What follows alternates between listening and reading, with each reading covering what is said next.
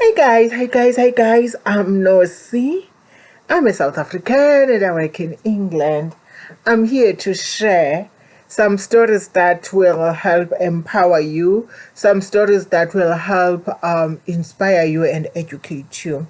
And today I'm thinking of how I was scammed by a Nigerian swindler or love scammer. These love scams are for real. And during that time, I was still in South Africa. So I thought, let me share this so that you learn from it. I know there are those who come to say, Church, did she lose money? Bazithanda gqithi izinto. That's all I can say to you and not give an answer because if we can go to all the people's lives, you realize they have done a worse than this and then they lost money. Although this was not a lot of money because I was cautious, but apparently I was not cautious enough because in the end I still lost this money, and by the time I woke up it was late already. So this is how it goes. So I've shared in my previous videos how I was hurt in church by the people who would say they would marry you and would do so many things. So I just lost confidence in marrying in church because of my own past hurts. And I don't care who says what, because the very people who are loud mouth bullies when it comes to that, they have their own shenanigans. So I took my conscious decision to protect me, because in one of the books that I wrote about a chapter which says when church hurt. So I've been there.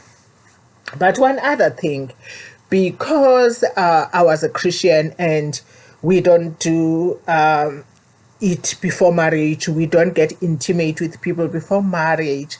So for me, it was very important that maybe I am in a long distance relationship. Hey, there's no formula. You try this, it doesn't work. You try this and it doesn't work. So for me, the one reason why I was in long distance relationships and checked dating sites. So there are advantages and disadvantages of dating sites if you are looking for love. So be careful, because that time I was not well empowered, but I was just doing it, and I thought I'm wise because I checked a Christian dating site looking for other Christians. So all these things need an empowerment, and that is why I'm here to empower you. So this is what happened. And lastly, before I tell you what happened, I had left my race for my reasons. Remember, been there, done that, and got hurt. So, and me, I've always been rebellious. You tell me that I can't go there, I will tell you that I will go. So if you thought I couldn't do interracial dating, me, I wanted to marry interracially.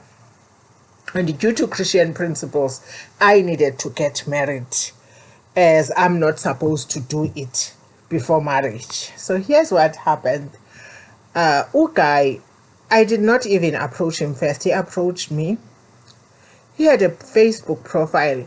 Take note of this. Check the number of friends he has on Facebook. There were not many. Check what he says. He can't upload pictures only and not talk. He is a scammer. So he had a lot of he had not much pictures. I think the friends he had were 3 or 4 of them, because in the end I ended up emailing them or inboxing them on Facebook to warn them of this swindler or scammer. So he approached me. He was talking holy. They know almost how to fake God, Hence I say, Pray about it, trust your instincts, trust God, but do not rush into things. And once he's telling you something and say don't tell people, it's that thing he's saying don't tell people is the one that you must tell people, because you are getting scammed. So guys, he was quoting the Bible and he was rushing. Take note, he mustn't rush. I told you 3 things already that you must look for. Check how many friends he have, even in the profile picture. Check, don't buy the holy nonsense. If he's too holy, don't buy that crap. I've grown up in it. I'm doing it because now I'm serving God. I don't care who says what. I focus on God. I don't care of who's saying what, who's doing what. I know God. I don't know you. I don't know any other person and the things they do or say. So here's what he did. And he was talking about God, about the charities he is supporting, and how he is in Venezuela. I said he was from Ireland, and how he was in Venezuela doing a project because he was a water engineer, something like that. I think maybe we talked for a month. That was long ago. I can't remember, but I'm saying it because most people, especially our South African sisters, are getting swindled. Now I have to come and empower them so that they don't get swindled. They must listen to this. So what happened was that we were talking. I asked for a video call because he's far away, because I was also cautious. I thought if he video calls and you see him, at least I will be safe. Guys, you are not safe, because they would take someone else's picture, which was white, and then would make it work. They can do it. Technology can do it. Now the video call he's in the sea, according to him, so the video call was bad. You see him but a little bit, then it will be cut. But because you are not experienced, you think at least you've done all your homework. I was crazy about him because I was naive. I think that was around 2010. Yeah. So I'm crazy about him, and he's white. He was not white, because my money ended up in Malaysia, but when the face came out, he was Nigerian, but in Malaysia. You must remember that I was also almost scammed in China by also Nigerians. So you know the accent. People where I am hear my accent and say you're a South African. There's a difference, even though we're all from Africa, there's a difference between my accent and accent from someone from Uganda, from Zimbabwe, and all of that. So people know the accent. So a traveler will know my accent. So I also know the Nigerian SB accent. So to cut the story short, I was highly in love. I was crazy. And he was promising to make me meet his family. We're going to get married soon. And remember, you are a Christian. Remember, in one of my videos, I always told you of how much I feared to be intimate before marriage, because of what we are taught in church, that you can't be intimate with someone before marriage. Your guys, it was fast. And then I was crazy. I had a picture of a wedding soon. My sister who was paid dowry, she was going to have a white wedding. I had a picture of this double wedding, an interracial wedding, and my sister saw 2 brides, 2 men. So I remember saying it to my mother, but my mother wasn't buying it because I was crazy, but my mother hasn't seen the man, you know. To cut the story short, the man started this thing now after a month of saying he's sending me a parcel, and there are so many gifts in the parcel. And he asked me what I wish for birthday. I guess it was going to be my birthday soon, and of course I told him. And guys, let's get out of this thing there of thinking we can get them to buy us expensive presents. When he's going to scam you, utenge mithiyo ngenethole, he promises you some money or a big gift, but you have to pay money to release it, because in this story there were many gifts and this and this and this, and he was hiding money for me because I had to give it to my mother before we talk about how he's gonna introduce himself, and it was going to be difficult for him to come with family, so we were going to ask other Africans to represent him, blah blah blah blah blah. Usisi akafundi, as I said, I don't learn. I was crazy. I was excited. Guys, it looks legit. And he sent me to a website to check that a parcel has been sent. It looked legit. I tracked it. It looked legit. And then the only thing that was said was that I should pay, I think, 10,000 rand to release it because the parcel has been held in Malaysia. So I should pay it with Western Union.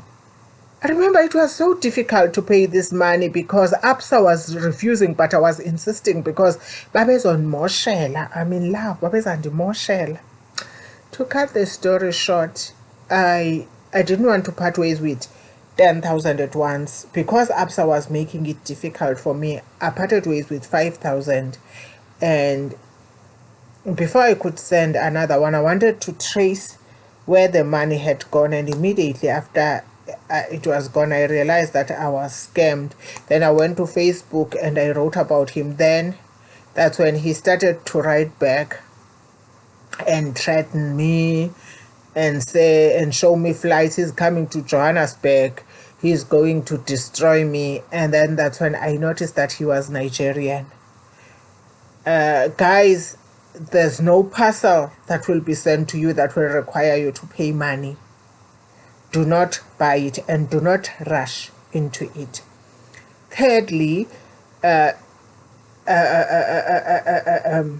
these video calls we do not buy it if it's quick and it's blurry.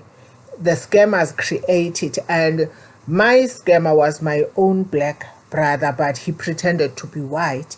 I'm not saying white people do not scam people, you know, because they do. I do have some experiences of people who were scammed. All these things happened when I started to open myself to marriage and love. Remember, when I was younger, I had family responsibilities and I did not entertain these love and marriage things. But once I started to entertain it, there were so many problems. I think that was in 2010. The scammer parted ways with 10,000, with 5,000. I couldn't do anything. Even if you go to the police, there's nothing they can do to return your hard-earned money because you've given it. And if it's paid through Western Union, who are you paying to? You know, and the money that has been paid through Western Union, it's so difficult to return it. As we wish to marry outside our races, let us be careful that sometimes our own African brothers from African countries scam us, and they use different ways.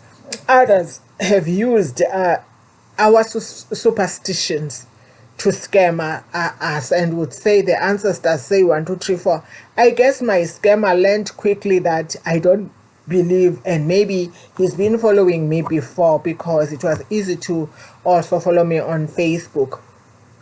So before he approached me, maybe he knew my stand, and then he had to use the Christian principles which I bought. Okay, 5,000 is nothing to compare to what people have lost. People have lost millions. People have lost everything that they have because of these scammers. They sold their houses, and it's our South African sisters being scammed by the foreigners who come to South Africa. I'm not xenophobic when I'm saying this, but I'm saying what happens. And go here on YouTube and you will find a lot of people who have been scammed by our African brothers. So it is high time that we talk about these things so that we warn and protect one another. We are all working hard. We are all poor. So we are working hard to earn a living, To use love and to scam us, it's heartless. To take someone else's all money is very, very, very much heartless.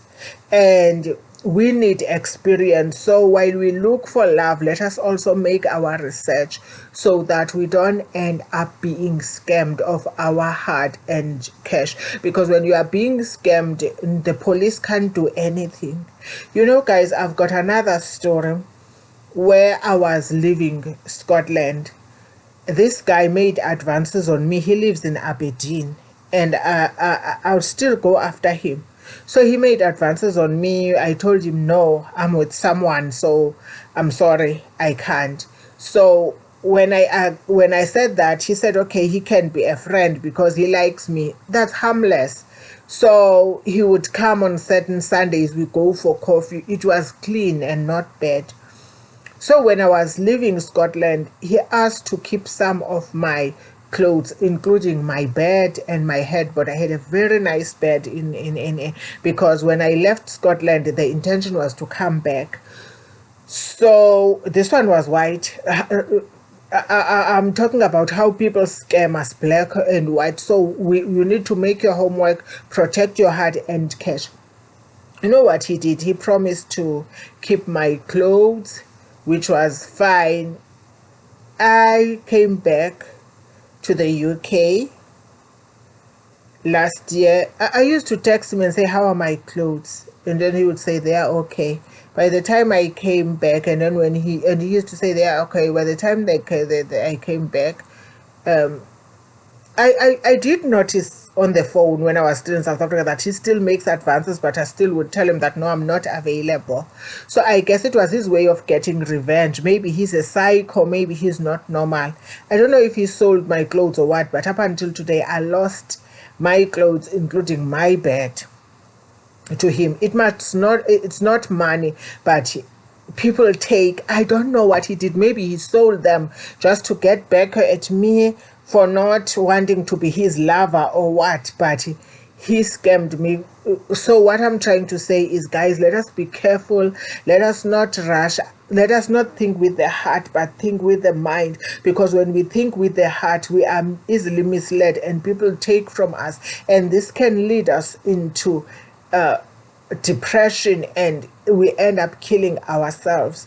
I will share again a lot of stories about these scammers, but this is the only one where he won and he took at least 5,000 rand. Okay, 5,000 rand, it might seem like a little money because people have lost a lot of money, but still it was money, and I'm sharing this so that you earn. By the way, 5,000 rand, and noba wasikeleleka ngayo and kum lichaphaza compared to imali endiyi-earnayo, but still ke yimali and isetyenzelwe. So guys, please take care of yourselves, take care of your heart and cash. Please take care of your family. Please like this video, share it to many women, and comment. I love you. Take care. Bye.